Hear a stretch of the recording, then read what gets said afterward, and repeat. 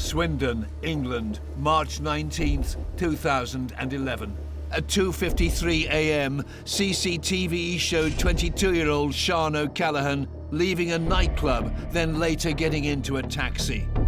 Little did she know, her cab driver was a ruthless killer.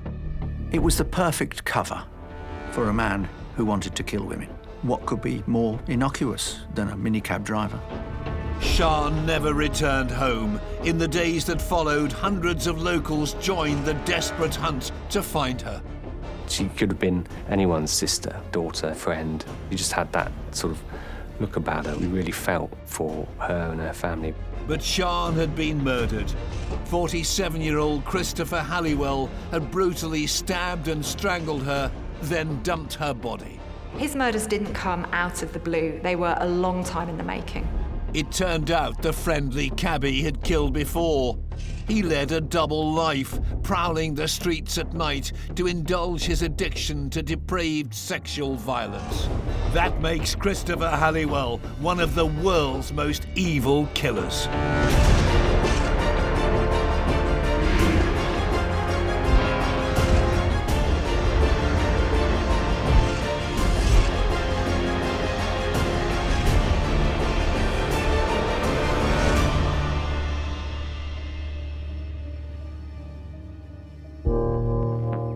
When Sian O'Callaghan's body was found in Uffington, Oxfordshire on March 24, 2011, it brought the 5-day hunt for her to a heartbreaking end. She'd been savagely murdered by local cab driver Christopher Halliwell.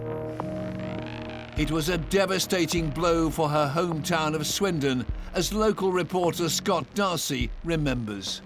It struck a chord, I think, with me and people around me, because it was like, you know, this could have been a young woman that I know, and I think that's why it resonated with the rest of the town. It really, really did rock the community in a way that I haven't seen before since. When Halliwell was finally arrested, he shocked the town by leading police to another body, 20-year-old Becky Godden-Edwards. He'd strangled her 8 years previously, then dumped her in nearby Gloucestershire. Now Swindon had learned they had a killer living amongst them. The community in Wiltshire, and in Swindon in particular, were desperately upset by the killing and certainly felt that Halliwell was a monster in their midst. There could be no doubt about that. He didn't look like a monster. You know, he just looked like a normal guy. You would walk past him in the street and not think about it. You would get in his cab. And I think that's what sticks with me, really, is the normality of that evil.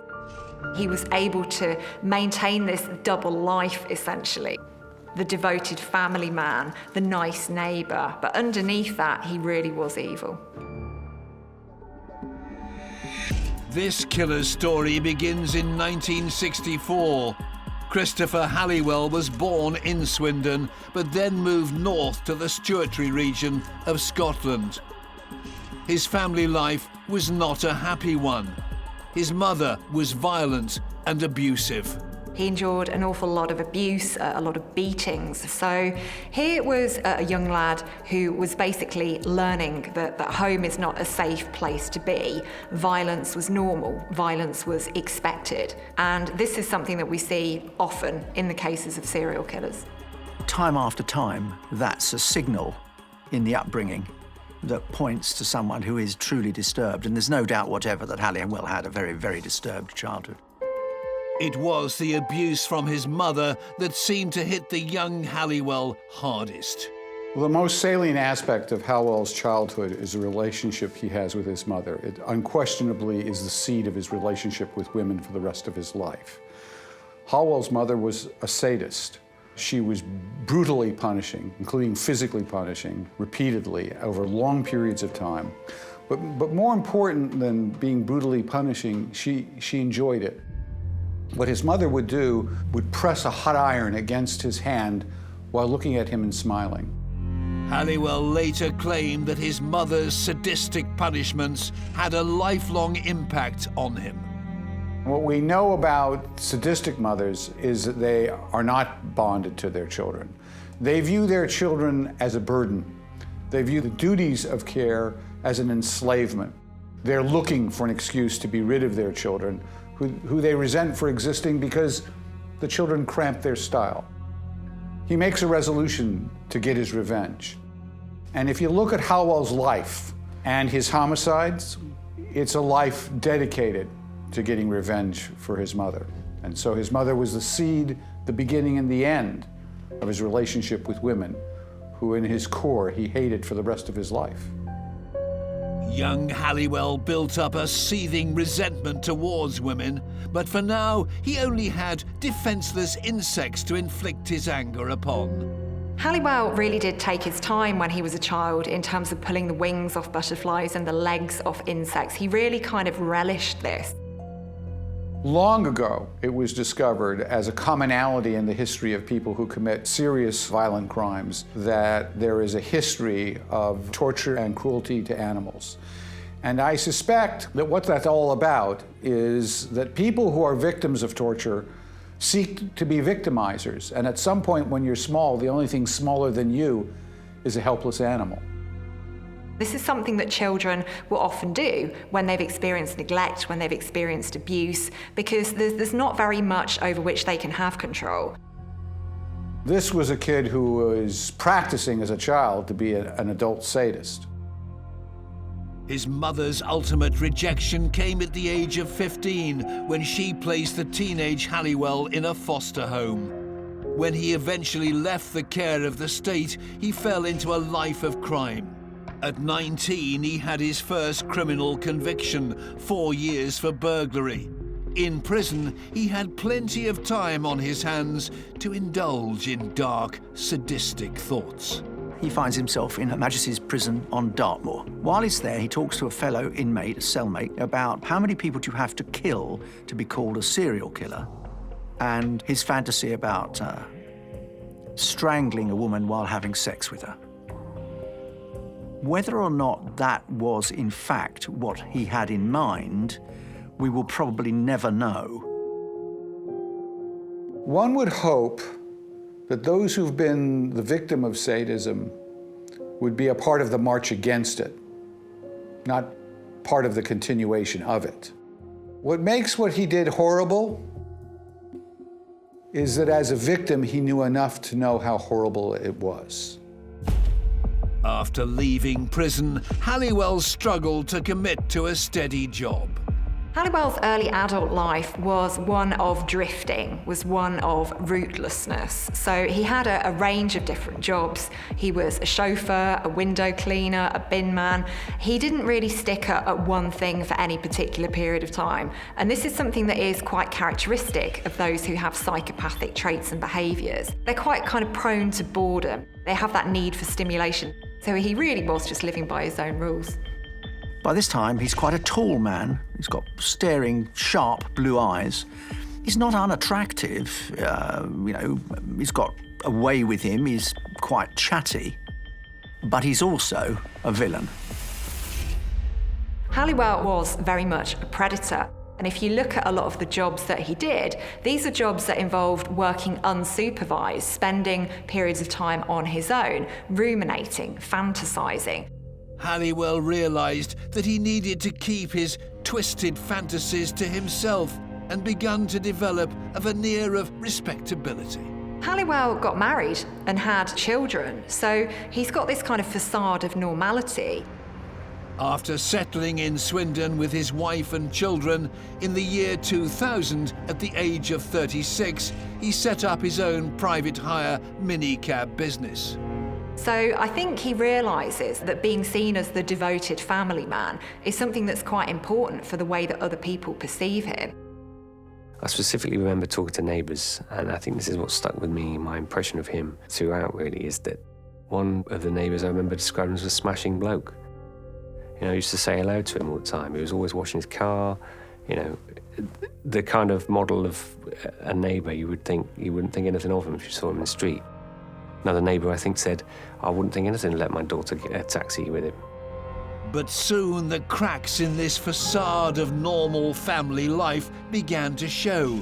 He began cheating on his wife with other women. This is incredibly revealing. He's doing this on his own doorstep.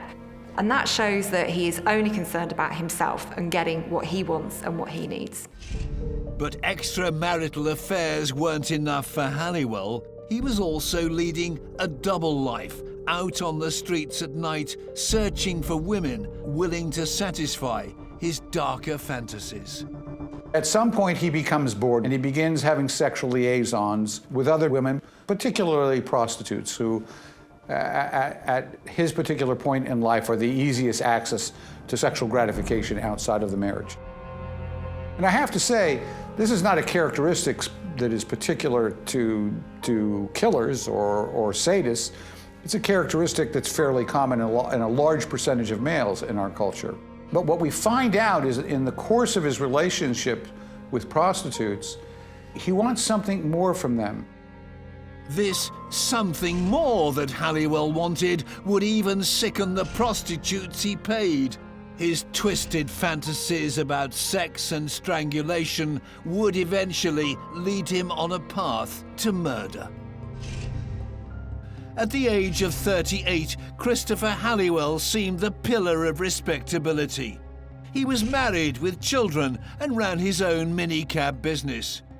But there was another dark side to Halliwell, one who saw prostitutes to satisfy his insatiable need for rough, sadistic sex. Halliwell's murders did not just come out of the blue. He didn't go from being a normal, healthy, functioning individual one minute into a murderer the next. He had a violent reputation. He was known amongst the sex workers of Swindon for this. Some of them were later to describe him as liking rough sex, very, very rough sex, which some felt was creepy and weird and worrying. It is not surprising at all that a man with a violently sadistic mother would be violently sadistic with sex workers. In some ways, they're the safest people to be this way with. Halliwell had found an outlet to indulge his sadistic urges without fear of detection. Halliwell's treatment of sex workers was very much characteristic of his treatment of women in general. They were there for him to use and abuse and to fulfill his wants and his needs. So he has a reputation, but it's the idea that this reputation isn't one that's come onto the police's radar. And I think Halliwell is very well aware of the fact that sex workers are going to be highly unlikely to go to the police and report being abused or manhandled by one of their clients. Sex workers are in a very difficult position with men because what they're doing is technically illegal. And in order for them to report a crime, an assault, they have to go to the police and in essence, describe themselves as regularly committing illegal acts. That's problem number one. Problem number two, if a sex worker in a relatively small community is reporting people to the police, they're an unemployed sex worker very quickly. No one in the local community suspected that Christopher Halliwell was harbouring this dark, sadistic side. So he's somebody who's balancing this quite well. It's something that a lot of men do, but when you look at how Christopher Halliwell does it, it does become quite sinister. Here you come to something I think's truly interesting about Halliwell. He could present to the neighbour as quite a nice man. That was one Halliwell. The other Halliwell, who had issues with women, one was hiding within the other. They were two, but you didn't always see the fierce one. But the fierce side of Halliwell would soon rear its head with fatal consequences. His occupation allowed him to stalk the Swindon streets at night under the radar. Being a taxi driver is the perfect cover for a murderer like Christopher Halliwell, because taxi drivers are not an unusual sight in the nighttime economy. They're the good guys, they're the ones that take us home, they're the ones that look after us, but they're also the ones who see us at our most vulnerable, when we're tired, when we're intoxicated. So he would trawl the streets for victims. One sex worker Halliwell regularly met on the streets was 20-year-old Becky Edwards. Becky had fallen into prostitution to support her heroin habit.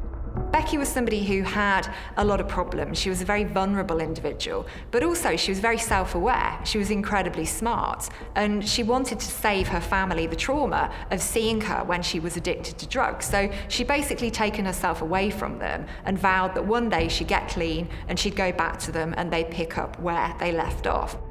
Halliwell was well aware of her vulnerability, and that's something that he preyed on. But it seemed Becky was more than a prostitute he paid for sex. She was an obsession. Halliwell was absolutely besotted with her. This is the fascinating thing. He doesn't want a prostitute simply to be a paid sexual partner. He wants to actually have a relationship with the prostitutes.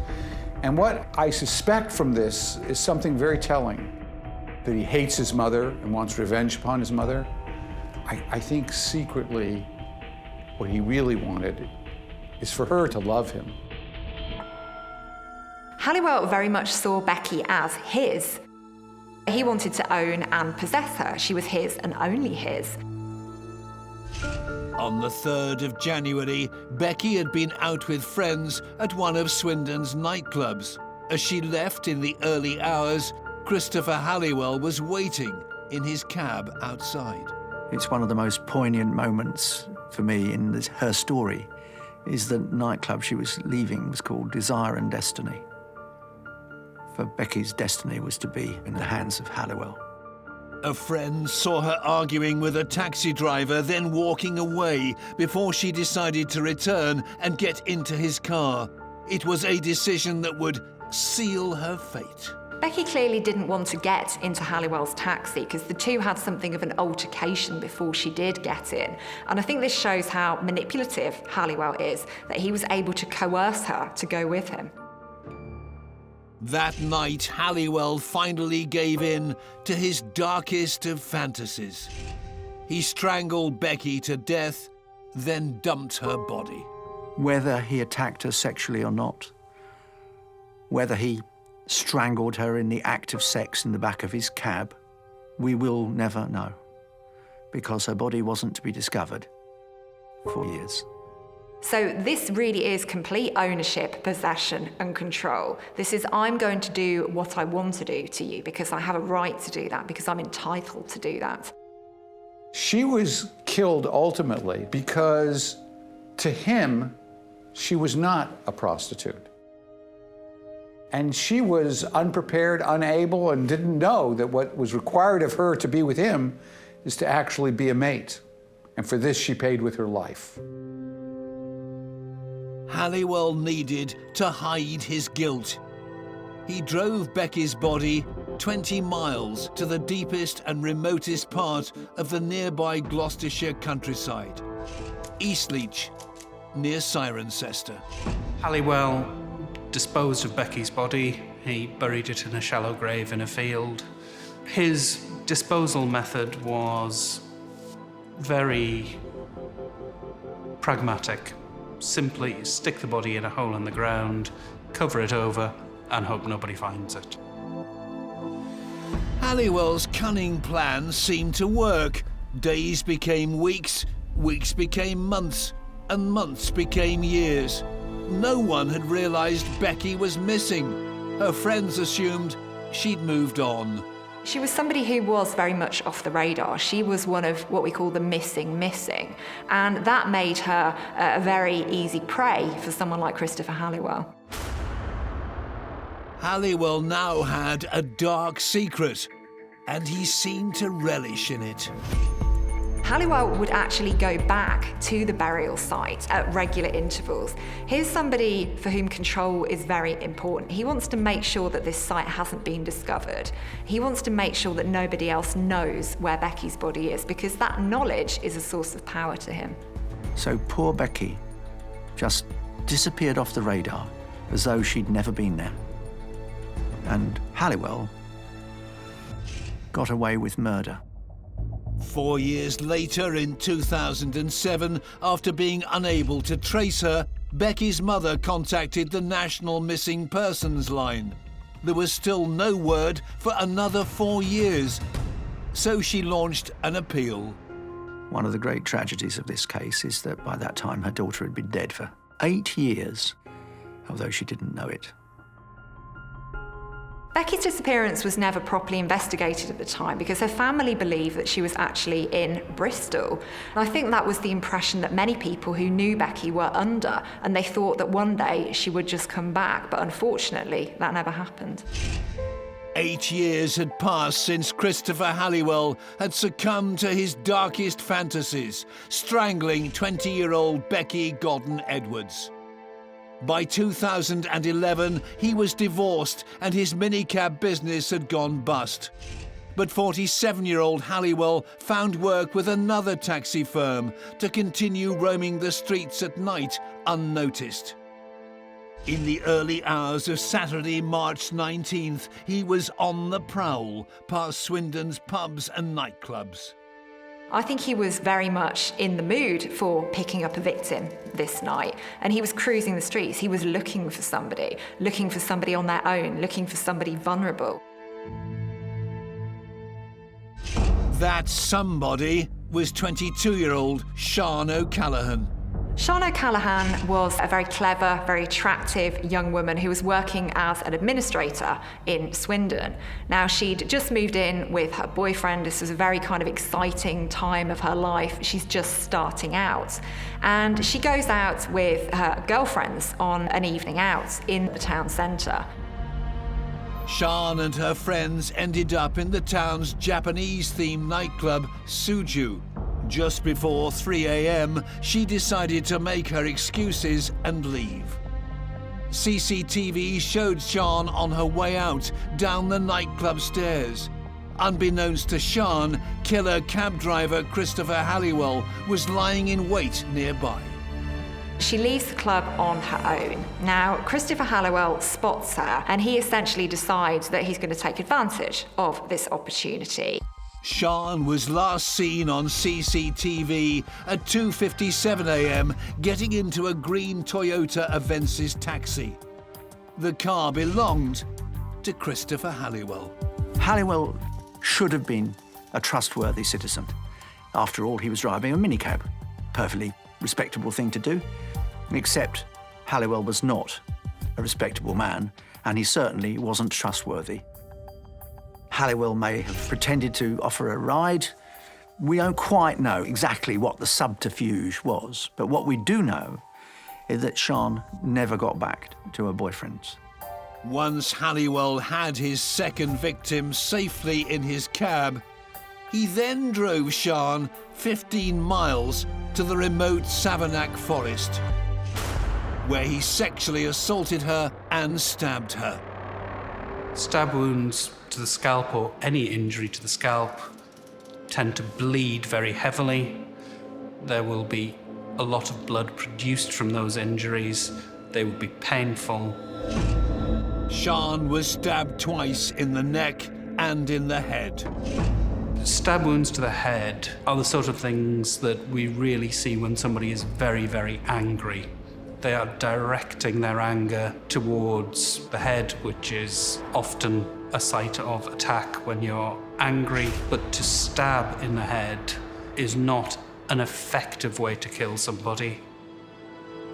It suggests that there's just an act of anger going on there.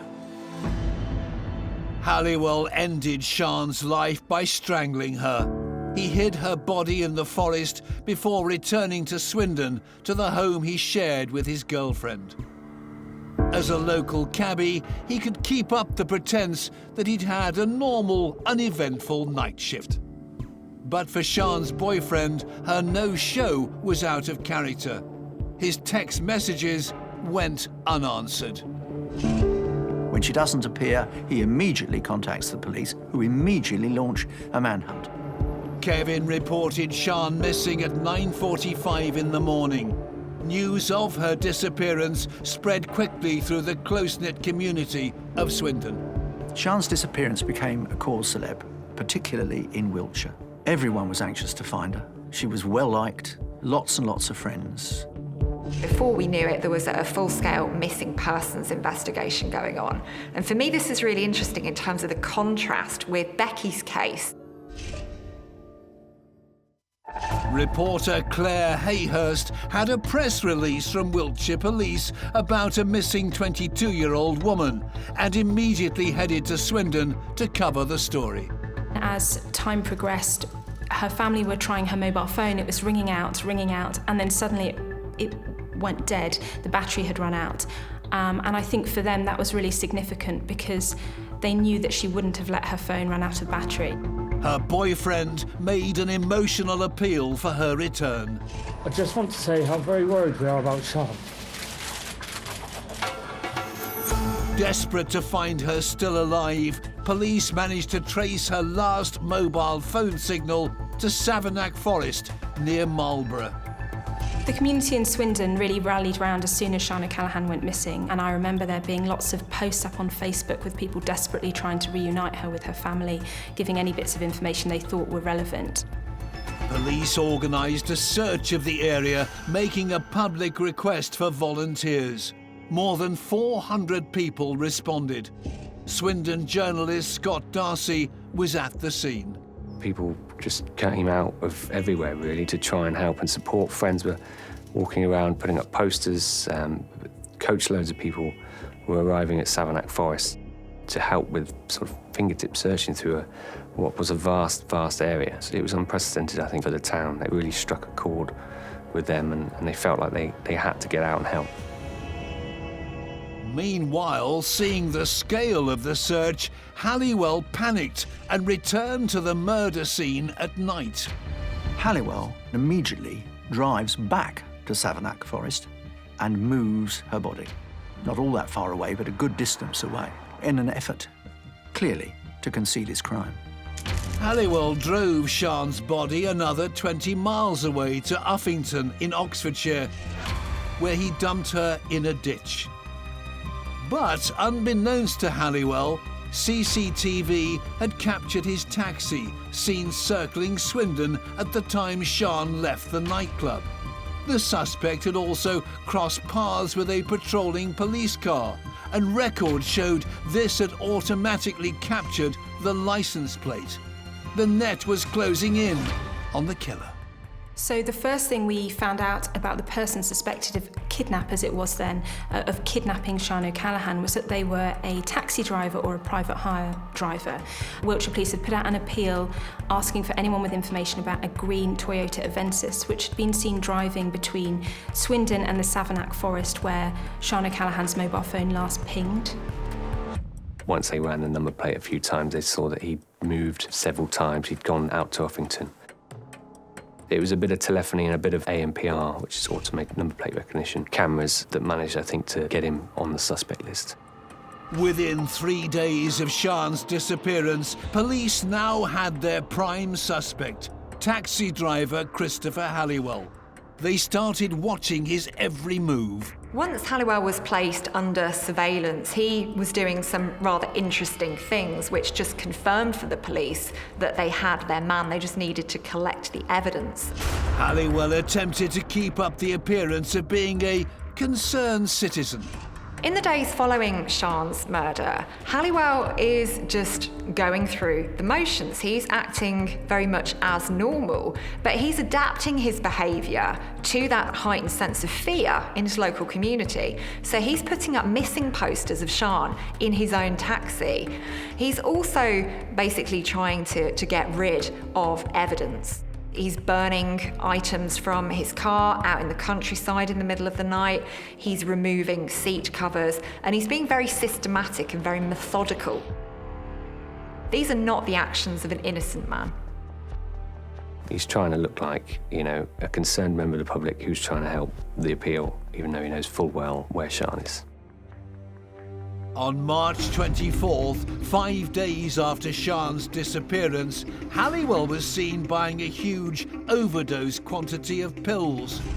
As the surveillance operation hadn't led police to Sian, they had to act now before it was too late.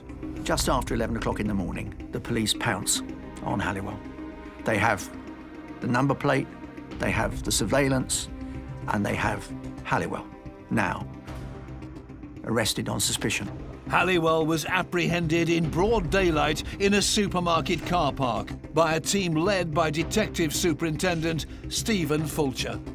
Because Detective Superintendent Fulcher believes that Sian might possibly be alive, he offers Halliwell a deal.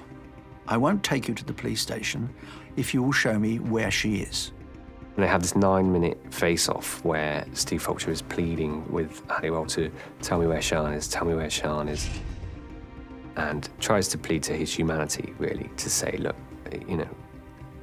you know where Sian is, you're the only person who knows where Sian is, please tell us. The game was finally up for Halliwell. But he still had the police under his power. Only he knew where Sian was. Now he had to decide whether to reveal his sinister secret. Serial killer Christopher Halliwell's cover story as the friendly local Cabby was unravelling. When Detective Superintendent Stephen Fulcher begged Halliwell to reveal Sian's whereabouts, he finally broke and admitted to her murder. Fulcher and Halliwell drive to Uffington, to the White Horse. In the end, Fulcher persuades Halliwell to show him where Sian's body is. The poor young woman is found, naked from the waist down and face down in the undergrowth. DS Fulcher had gone against procedure. He hadn't taken Halliwell to the police station to see a solicitor or read him his rights. The killer, though, had revealed his darkest secret. Now he had another one to offer that he knew police couldn't refuse.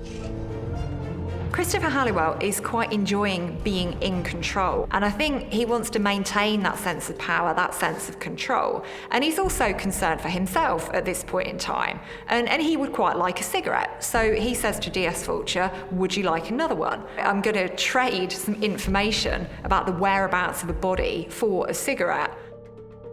He says, give me another cigarette and I'll give you another body. The coldness, the callousness of that is truly shocking. Steve Fulcher later said, had him talking, I needed to keep him talking. Here was potentially a murder that we knew nothing about, and he was going to give it to me on a plate. I've got to take it. And Fulcher makes another mistake, compounds the first, and drives Halliwell to the site in which Halliwell has buried Becky's body, some 20-25 miles away. DS Fulcher had uncovered another murder, but once again he'd ignored procedure by failing to read Halliwell his rights. He finally took his suspect back to the police station. Halliwell seemed to enjoy his newfound notoriety. So here's somebody who is not growing a conscience, feeling bad about the victim's family. He's enjoying the sense of power and that being in control of this whole circus, this drama, and he doesn't want that to end. Even if they don't feel guilty, a part of people feel burdened by the holding of a secret, by all the tension that's around holding the secret. And so there's an element of release to confession that doesn't have to do with salvation or God or repentance. It has to do with just being free of the tension of the secret itself. The town of Swindon was devastated. Now they'd learnt 2 young women had been brutally slaughtered in their midst. After Sian's body was discovered, the outpouring of grief across Swindon was absolutely huge. I remember she was referred to as Swindon's angel, and there were murals painted across the city with that on them. And I also have very vivid memories of the blanket of scented candles. Even for people who didn't know Sian, they would just stand there and look at all these tributes because they felt so touched by her story and affected by her death. Becky's mother, Karen, had started a campaign to find her. Now she'd learnt the awful truth. Here was her daughter, who she assumed or hoped was still alive, even though she hadn't seen her for more than 8 years. Her hope had gone. You know, Becky was never going to walk back through the door again. On March 28, 2011, Halliwell finally appeared in court, charged with Sian O'Callaghan's murder. When Christopher Halliwell first came to court, he was brought before Swindon Magistrates Court charged with Sian O'Callaghan's murder. And I remember very clearly there was a huge mob of people that had turned out. And as the police van containing Halliwell was brought in, they attacked it and shouted abuse at it. And when he got into the magistrates' court, again, there was more abuse from the public gallery. And as the police van drove away from that courtroom, people tried to chase the van down the street. I think that illustrates the level of feeling that people had about what Halliwell had done to Sian and to Becky as well. Throughout the following court hearings, Halliwell maintained his innocence. But when the case eventually reached Bristol Crown Court on October 19, 2012, he decided to plead guilty. Halliwell seemed to relish his time on the stand, trying to blame Sian's death on his victim. Christopher Halliwell's account was that Sian had been very drunk, she'd been aggressive. It was extraordinary because this was a man who'd pleaded guilty to murder, and it sounded like he was giving a self-defense argument. And what was very striking about Christopher Halliwell is that he tried to maintain eye contact with members of the press. So I remember very clearly him looking directly into my eyes as he sat there during this hearing. I found that very chilling, and I've covered many very disturbing cases. It was a very striking moment. Christopher Halliwell finally received a 25-year sentence for the murder of Sian O'Callaghan. But the result for investigators and the public was bittersweet. As DS Fulcher had failed to follow Police and Criminal Evidence Act procedure, Halliwell's confession to Becky's killing had been ruled inadmissible, so there was no justice for his first victim. I think many people in the town felt that sense of injustice and were incredulous. I remember Becky's mother, Karen, came outside Bristol Crown Court and stood on the steps and gave a very passionate plea to the media to help secure justice for her little girl, for Becky. Our family's fight for justice for Becky has only just begun.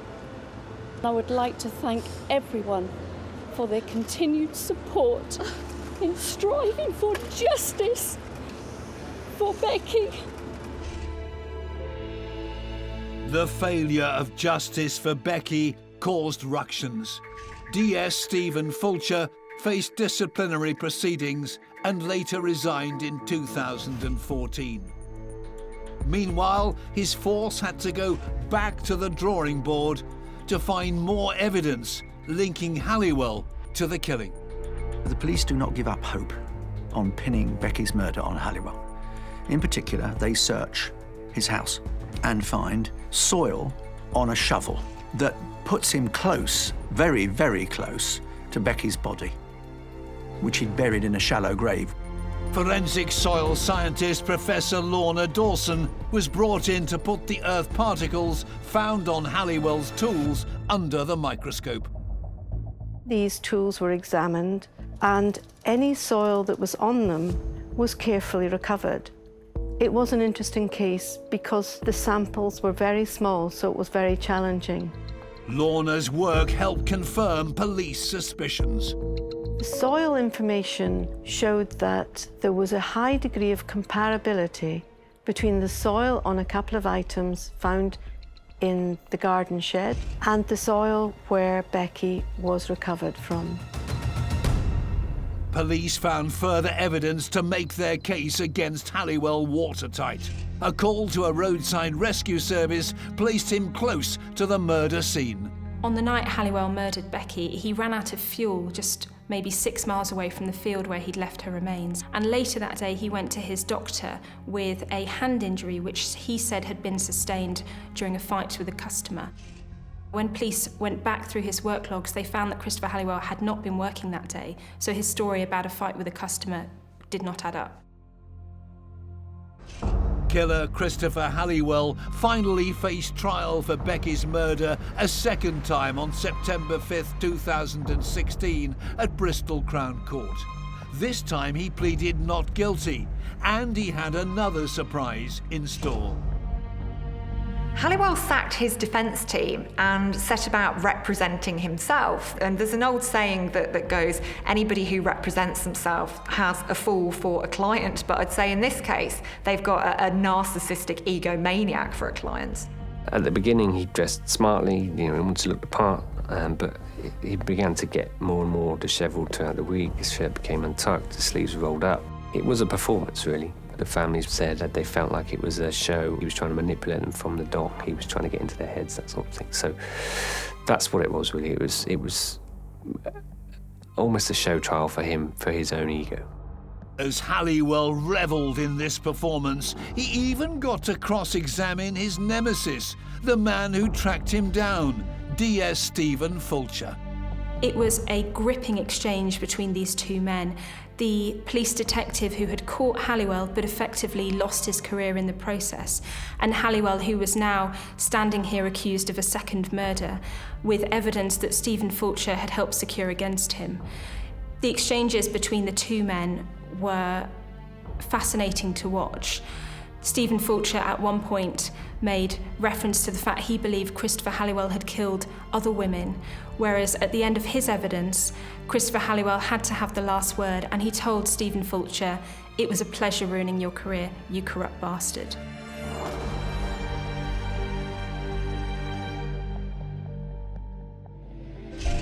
Two weeks into the trial, Halliwell was found guilty of Becky's murder, to the relief of Swindon and his victims' families. He was sentenced by Sir John Griffith Williams to a whole life term in prison. Halliwell's response? He laughed at Becky's relatives from the dock before being led away. Halliwell will never see freedom again. And I have to say, I think the world is a much safer place without him in it. If anyone deserved a whole life term, it was certainly Halliwell. Christopher Halliwell is a deeply controlling man who's shown no remorse or regret for his actions. The prosecution said that the lies just dripped off his tongue, and that's certainly the impression that stayed with me. He came across as a remarkably cold and calculating man. Although Halliwell's never been charged for any other murders, former Detective Superintendent Stephen Fulcher suspects he has more victims. A pond connected to the killer was searched by police in 2014. They uncovered Sian's boots and Becky's cardigan, but also found other clothes belonging to unidentified women. No one can explain the 8-year gap between Becky and Sian's killings. 8 years passed before Halliwell killed again. Do I really believe that? No. I believe that Halliwell committed other murders of other women in the intervening years between 2003 and 2011. I do not believe for one moment that Halliwell became a changed man. I think he nurtured his hatred of women like a flame. The town of Swindon was rocked by the cold-blooded murders of 2 young women with their whole lives ahead of them. They were sickened by the senseless brutality of the killings and how through them the man who ended their lives enjoyed his 15 minutes of fame. This is what makes Christopher Halliwell one of the world's most evil killers.